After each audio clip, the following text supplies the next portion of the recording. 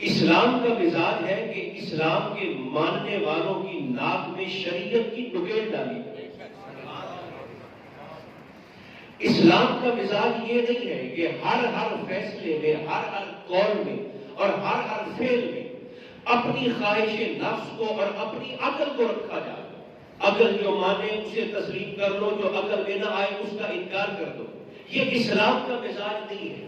اسلام کا مزاج یہ ہے کہ زندگی کے ہر قول میں، زندگی کے ہر فعل میں جس ذات کو مرکزی حیثیت حاصل ہے وہ اللہ رب العزت کی ذات ہے۔ اللہ رسول کی مرکزیت اسلام برقرار رکھتا ہے۔ یہ نہیں دیکھنا کہ یہ میری عقل میں آتا ہے کہ نہیں آتا۔ اسلام مجھے اور آپ کو اس بات پر پابند کرتا ہے، یہ دیکھو کہ میرے یہ کرنے سے میرا اللہ راضی ہوتا ہے یا نہیں ہوتا۔ اللہ رسول کا حکم کیا ہے؟ یہ شریعت اسلامیہ کا مزاج ہے۔ یہ جو آج ہمیں افراتفری نظر آتی ہے ہمارے معاشرے میں، بالخصوص میں نوجوانوں سے کہہ رہا ہوں، یہ جو موم بتی مافیا ہمیں نظر آتا ہے، جو آدھا تیتر ہے آدھا بٹیر ہے، نہ ہیوں میں ہے نہ شیوں میں ہے، جن کا اپنا تصور کلیئر نہیں ہے کہ ہم کیا ہیں، محبوب الحواس قسم کی فکر ہے، چاہے ان کے مرد ہو چاہے ان کی خواتین۔ ایک خاص طبقہ ہے آٹے میں نمک کے برابر بھی نہیں ہے۔ یورپ کے معاشرے کو دیکھا اور یورپین معاشرہ ایسا ہے جس کا اپنا گھرکس نکلا ہوا، جو خود اخلاقی لحاظ سے دیوالیہ ہے۔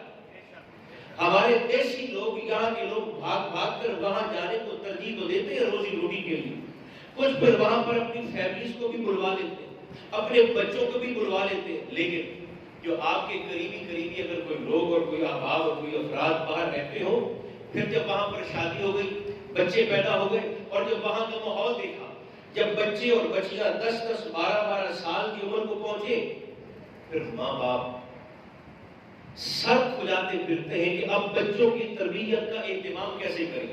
یہ تو اندھا کنواں تھا جس میں ہم بھی گر گئے، اپنے بچوں کو بھی لا کے گرا دیا۔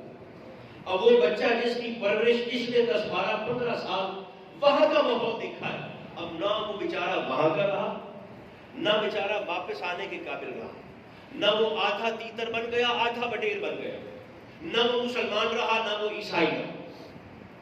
جو لوگ خود ذہنی لحاظ سے کنفیوز ہیں، وہ یاد رکھیں اسلام کا تصور آزادی نہیں ہے۔ مصطفیٰ فرماتے ہیں الدنیا سجن المؤمن و جنت الکافر۔ حضور فرماتے ہیں یہ دنیا مومن کے لیے قید خانہ ہے، یہ دنیا مومن کے لیے قید خانہ ہے، کافر کے لیے جنت ہے۔ کافر کو عارضی دنیاوی لذت دے کر اسے اللہ فرماتا ہے یہ دنیا دھوکہ ہے۔ دنیا بنانے والا خود فرما رہا ہے دنیا دھوکہ ہے۔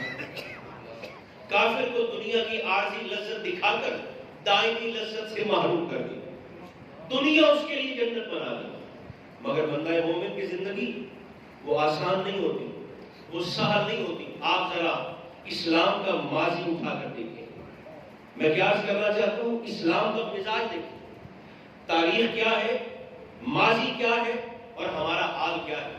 ایمانداری سے بتائیے، آپ سارے باوضو ہیں، روزہ دار ہیں، خانہ خدا میں بیٹھے ہیں، نماز جمعہ کے لیے آئے، سیرت ابراہیم کو دیکھیے۔ کیا آج کا والد اپنی بیوی اور اپنے بچے کو صحرا میں چھوڑ سکتا ہے؟ ایک قدم آگے بڑھتے ہیں، کیا آج کی بیوی ایسے شوہر کے ساتھ رہنا پسند کر سکتی ہے؟ اگر بات والد اور شوہر اپنی بیوی اور اپنے بچے کو صحرا میں جنگل بیابان میں چھوڑ بھی دے تو اس بات کی کیا ضمانت ہے کہ باپ کی غیر موجودگی میں ماں سیدہ ہاجرہ کی طرح اس اولاد کو اپنے والد کا اپنے شوہر کا فرما بردار بنائی۔ ابراہیم کی غیر موجودگی میں سیدہ ہاجرہ نے بیٹے کو باپ کا نافرمان نہیں بنایا کہ تیرا والد ہمیں چھوڑ کے چلا گیا۔ 8 سال کی جدائی یا 11 سال کی جدائی سیدہ ہاجرہ نے اپنی پاکیزہ گود میں جناب اسماعیل کی تربیت ایسی فرمائی اور باپ کا فرما بردار ایسا بنایا کہ 11 سال کے بعد جب باپ بیٹے کی ملاقات ہوئی اور باپ نے کہا میں تیرے گلے پر چھری چلانا چاہتا ہوں، 11 سال کی ملاقات کے بعد ماں کی تربیت کا ایسا اثر تھا کہ بیٹا اپنے باپ کے سامنے سرنگو ہو کر کہتا ہے ابا جی آپ اللہ کی رضا کے لیے چھری چلا دیجئے، مجھے بھاگنے والوں میں سے نہیں ثابت کرنے والوں میں سے پانا۔ یہ اسلام کا مزاج ہے، یہ ہمارے دین کی تربیت۔ اسلام بندہ مومن کو کھلے سانڈ کی طرح نہیں چھوڑتا، پابند کر دیتا تیری سوچ پر میرا پہرا ہے۔ حضور فرماتے تم میں سے کوئی بندہ اس وقت تک مومن نہیں ہو سکتا جب تک اس کی خواہشات میرے دین کے قابل نہ ہو جائے۔ یہ خواہش کیا ہے؟ یہ سوچ کا نام۔ خواہش کہاں پیدا ہوتی ہے؟ دماغ میں، دل میں پیدا ہوتی ہے۔ مومن کی فکر پر مصطفیٰ کی چھاپ ہوتی ہے۔ اسلام ہمیں کیسا دیکھنا چاہتا ہے؟ روزے کے ظاہر کو نہ دیکھیں۔ ظاہر ہم 12-14 گھنٹے کے لیے، 10 گھنٹے کے لیے ٹھیک ٹھاک پورا کر لیتے ہیں۔ روزہ ہمیں کچھ چیزیں محسوس کروانا چاہتا ہے۔ 12 گھنٹے بھوکا رکھتا ہے، فرماتا ہے محسوس کرو جن کے پاس کھانا نہیں ہوتا وہ کیا محسوس کرتے ہیں؟ پیاسا رہ کر ذرا محسوس کرو جنہیں پینے کے لیے تمہاری طرح دسترخوان پر 4 قسم کے مشروبات میسر نہیں ہوتے جو تم پیتے نہیں ہو، ہوائے نفس کے لیے دسترخوان پہ رکھتے ہو۔ میرا دسترخوان رنگین لگے، ایسا ہوتا یا نہیں ہوتا؟ 6 مشروبات دسترخوان پہ پڑے، پینے کے لیے نہیں، ہوائے نفس کو مطمئن کرنے کے لیے کہ رنگ برنگے مشروبات میرے دسترخوان پر ہونے چاہیے، جو بعد میں ضائع ہو جاتے ہیں، نالیوں میں بہا دیے جاتے ہیں۔ فرمایا ذرا ان پیاسوں کی پیاس کو محسوس کرو۔ ہم سمجھتے ہیں کہ شیطان کو جبریل نے آ کر یکم رمضان کو رسیوں سے آ کر، زنجیروں سے آ کر باندھ دیا، نہیں۔ انسانی وجود میں شیطان کے داخلے کے 2 رستے تھے، دونوں اللہ نے بند کر دیے، ایک منہ اور ایک شرمگاہ۔ جو انسان کے جسم میں شیطان کے داخلے کے رستے تھے وہ دونوں اللہ نے بند کر دیے۔ کیوں بند کیا؟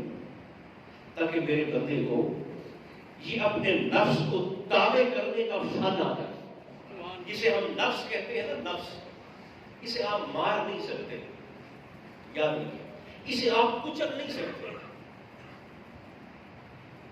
جب تک سانس چلتی ہے کوئی بھی شخص اپنے ہوائے نفس کو، جسے نفس کہا جاتا ہے،